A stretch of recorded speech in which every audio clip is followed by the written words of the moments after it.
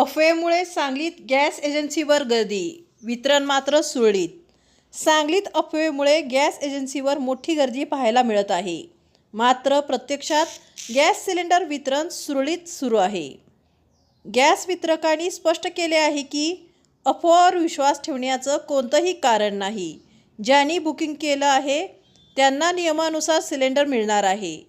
अफवेमुळे ग्राहक थेट एजन्सीकडे येत असल्याने जागेवरच सिलेंडर वाटप केलं जात आहे. याचा परिणाम होम डिलिव्हरी सेवावर होताना दिसतो आहे. गॅस वितरकाकडून नागरिकांना आवाहन, संयम ठेवा आणि अफवापासून दूर राहा. 100 नंबर आलेला आहे, मिळेल आता. मिळणार आहे ना? 100 नंबर असणाऱ्यांना मिळणार. सांगा एजन्सी. बघा, अफवे सिलेंडरची मी प्रोपायटर आहे. मी इंडियन गॅसचा प्रोपायटर असून सुरळीत व्यवस्था चालू आहे. लोकांचं बुकिंग चालू आहे आणि बुकिंग केल्यानंतर किती दिवसानंतर सिलेंडर मिळते? 25 लगेच मिळते.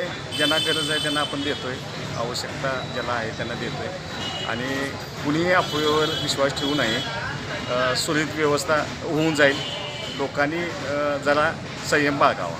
सिलेंडर तेवढे उपलब्ध आहेत ना तुमच्याकडे? कंपनी पाठवायला लागल्या. जसजशी सिलेंडर रिकामी होतील तशी कंपनी तिकडून पाठवत आहे. मग आता ग्राहकांची इथं एवढी गर्दी आहे त्याच्याबद्दल काय तुम्हाला सांगायचं? ग्राहकच स्वतः आलेले आहेत. त्यांना आपण कन्व्हिन्स करून सिलेंडर देण्याचं काम चालू आहे. ओके.